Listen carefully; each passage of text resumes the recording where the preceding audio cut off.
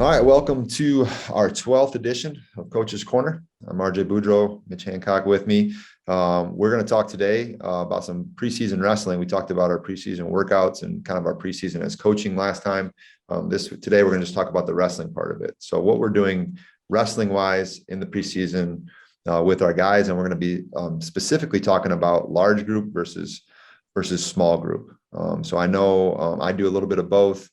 Mitch, you do a little bit. I think ours look a little bit different than, we're not just doing the same thing, but we'll talk about both of those. So we'll start with large group. And in Michigan, it's a little bit different, right? I can't have large group practices with a whole bunch of little wrestlers, and you can't do the same with DCC guys. So we have to be creative. So for me, I take opportunities for guys to get some leadership, my upperclassmen get some leadership. I use the wrestling vault to kind of help with that. And then I take the opportunity for that kind of the training, the bulk wrestling, where it's like an open room and guys are wrestling live for long periods of time after they get done drilling. So because, it's hard for upperclassmen to run a practice. So they get through some drills, they wrestle, they get out. I think wrestling stays fun in this way for the guys. They feel some leadership, they feel some accountability, and guys are there. Obviously, I make sure that their questions are answered, and I'm there, and I'm kind of supervising that situation in our wrestling room. But I think large group is definitely necessary. And then, I also use clubs as well. We have a local club that we use with the Michigan Grappler RTC. So guys are going there and getting some large group wrestling type situations. But just specifically with the wrestling vault, though, it's really nice to be able to have all of my guys that are kind of in the preseason training on the vault, and I can show them the techniques and the drills that they want to do. And, some guys, you got the guys that are serious about wrestling. I don't know if you've noticed this. The guys that are serious about wrestling, they will watch it. They will look at it. They'll ask for more videos. They're already watching videos on their own. And then you got the guys that are just kind of along for the ride. And I think hopefully they'll kind of pick up on it, but they're still a part of it. They still have the wrestling vault. They have the access to it, and I can share something with them and be like, "Hey, did you watch that video I sent you?" "Oh, no." And then it just allows me a little bit of a layer of accountability with those guys. So, that's me. I can go in a little bit more depth, but before I do, I just thought, Mitch, why don't you tell me kind of what your thoughts are on the large group stuff with DCC? Yeah, I think you have to find balance, right? I think it's so important. Obviously, time-wise, as a coach, you don't have all the time in the world to run one-on-ones or four-man groups. So it makes it really tricky, especially if you have a group of, 20, 30, 40 guys who want to work out 3 times a week. So large group workouts, obviously, here in the state of Michigan, we have to consider them open rooms, sort of giving a lot of flexibility to what the guys can do.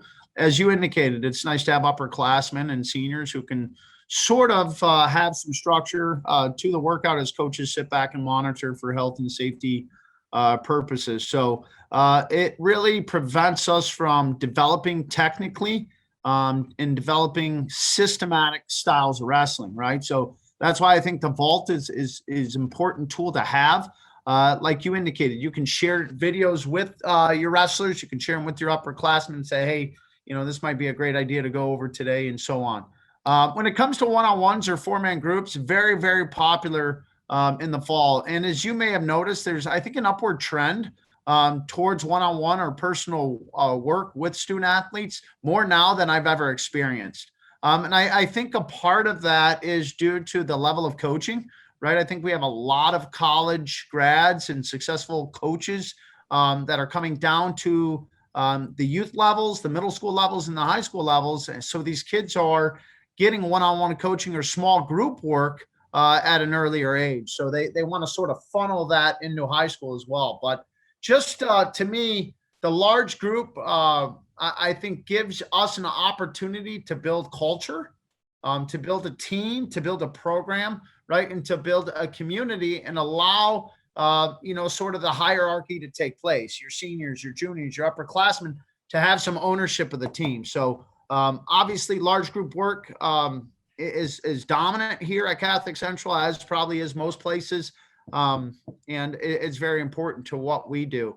The small group scales obviously is going to take place weekends, lifting days, mornings, and afternoons. So But right now we're primarily focused on the large group work. Yeah. So we'll kind of shift over to that kind of small group. And I feel like this is, I kind of really like this, but at the same time, you mentioned it earlier. It's all about the time. I'm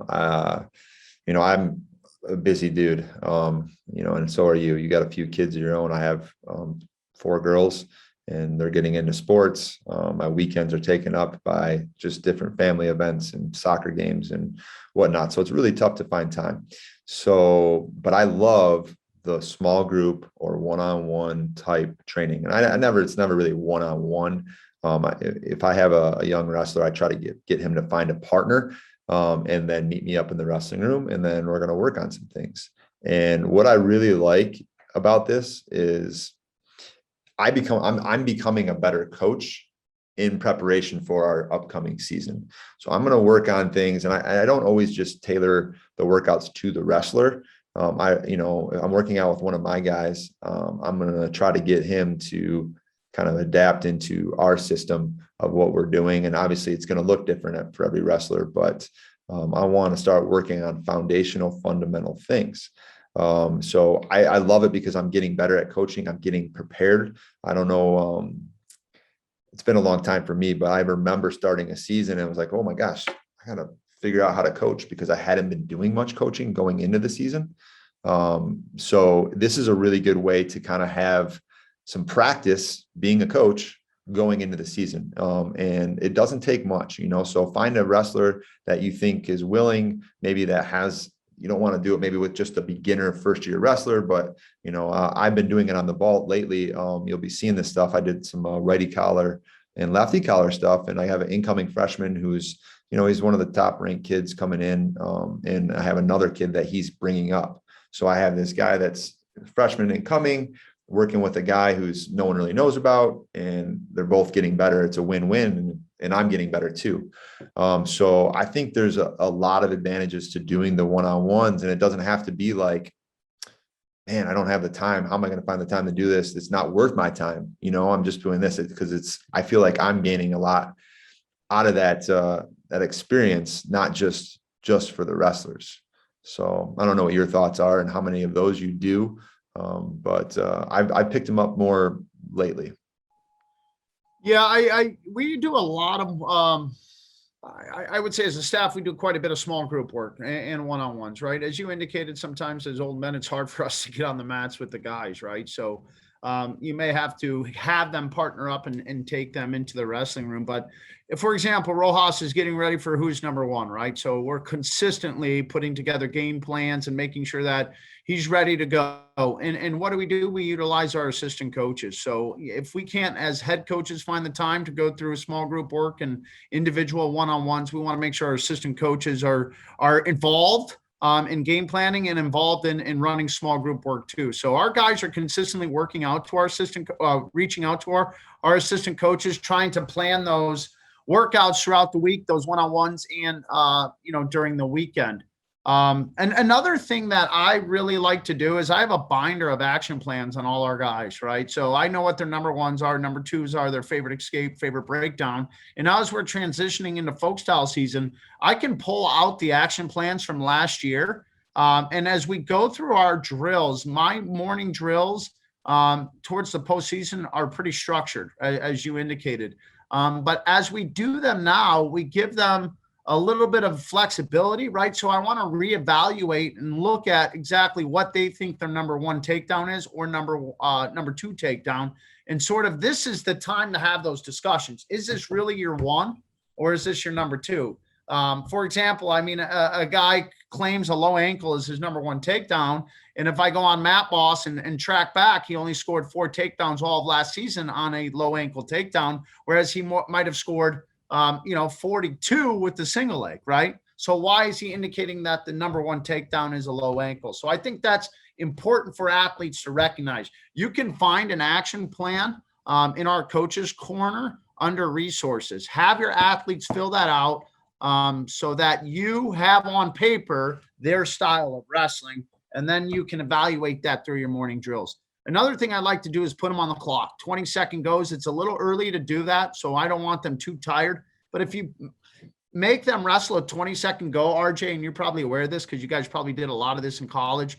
Put a 20-second clock on, make him wrestle for 10 straight goes, right? And you'll find out what his favorite attack is, right? And it's uncomfortable situation. They may get a little tired, but if they got to score a takedown and they're given 20 seconds to do it, right? I think at the end of those 10 goes or 15 goes, you're going to see what their number one attack is. Yeah, that's a great idea. And Same thing with bottom wrestling, right? Put 20 seconds on the clock, make them wrestle 10 goes. You'll find out what his number one escape is. yeah, or you'll find out where they're struggling and why they can't get Right. out. Yeah. Right. Those are great points. We do a lot of those short goes, but I guess I never really thought of it as trying to find a number one. So that's a great idea. I like to. Let's do that for conditioning. Let's do that for match strategy purposes, but it will really, right, identify what their favorite takedowns are. And it's hard to do that in the preseason because a lot of times, I don't know if you're like me, you don't want that much structure, right? You don't want to push the athlete that hard.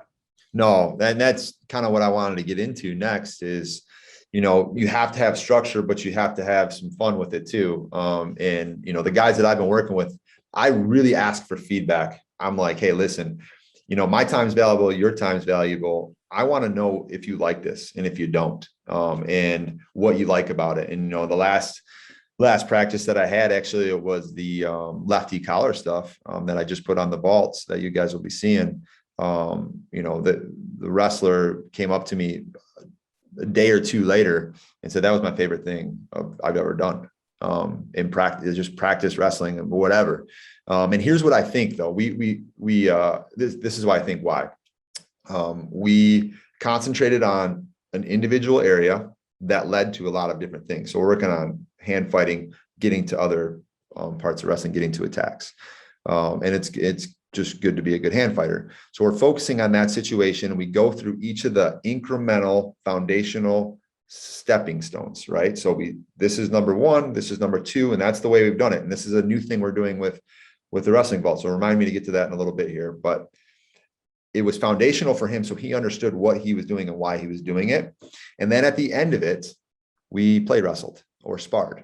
And I think that is where it kind of like they had fun with it. They could see that they were getting better and they see why we're doing things, and they're getting better in all the different areas. So there was structure at the beginning, and at the end, it was all play wrestling, and they had some fun, and it was good. And I've been trying to do that a lot, especially with the one-on-ones, but just even with our practices as well.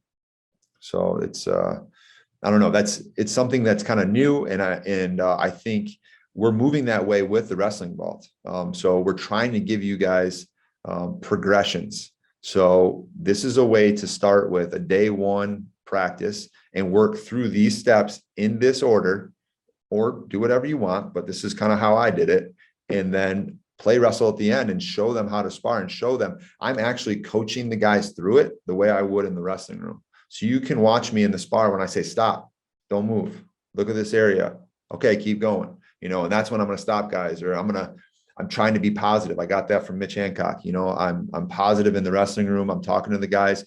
I'm being hard on them a little bit, but I'm making sure I'm following up with a bunch of positivity and making sure they're feeling good. So you can watch us do those things with those drills on the progressions on the wrestling vault. Yeah, we'll release many more progressions as we go ahead, right? So you got the left-hand collar tie, right-hand collar tie. I have an anchor series I like to work off of. So those are to come. I think they're very valuable for teaching a young wrestler, especially an incoming freshman, and someone that you want to understand your series. So I think it's important to create your own series. I think it's important to have your own styles of attack, but also to put them on paper so that guys can understand those. Yeah, absolutely. So just to give you a little sneak peek of what I'm thinking of doing next, what I'm going to be working on. I'm going to be doing it next. I don't know when it'll be on the vault, but most likely in the next week or two. I'm going to go on the other side of it, the counter side of it, what to do when a guy collar ties you on your attack side or your offside, and then work on getting out of those positions. So my guys are going to be hopefully getting better at these hand fighting situations. And that's kind of how I'm going to move into my season when we're working on our feet, starting with hand fighting and kind of going to progression. So there's even a progression within the progression, right? Lefty collar tie, righty collar tie, how to defend both of them, and then kind of moving forward. So giving you guys a little sneak peek of what we do kind of with our seasons. So it's a Yeah, nice. and the large group coaches, right? We're running open rooms here in Michigan and other states. They don't give you a whole lot of opportunity to work with your athletes. So we put together an 8-week sort of training circuit for you guys, and sort of mapping out what sections of wrestling you may want to cover through the preseason cycles. So week 1, offensive setup, snap, sit backs. Week 2, reattacks front heads, chop defense. Week 3, high finishes, single leg D and leg D. So giving your athletes a certain area to focus on each practice. If you cover those 3 elements for an entire week, all right, and then review as you move forward, by the time season starts up, you should have a pretty solid foundation. So even though you're running an open room, you can ask your upperclassmen, right, or higher level wrestlers to focus on these 3 areas for 20-minute blocks, right? There's nothing wrong with that. As long as I, as a coach, am not instructing, I, as a coach, do not have a stopwatch out, your athletes can do those things.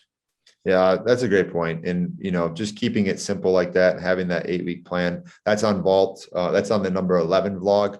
You can kind of print out the blog on the Wrestling Vault. That's a free resource on the Wrestling Vault that you guys can just print out and see that 8-week training cycle. And, something that made me think about is, I don't know if you ever saw, there was a podcast with Arson, who, God, I can't think of Arson's last name, but he was a Michigan State wrestler. He works for New Way. He's like one of Alexian. Alexian, yes.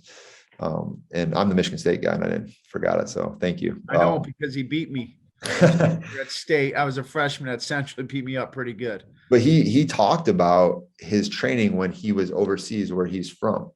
And their practices were much different, because they would go to one practice for the day and they would work on one move that in whole practice. And I try to tell my guys that, the way that they do it, maybe overseas, in the European countries.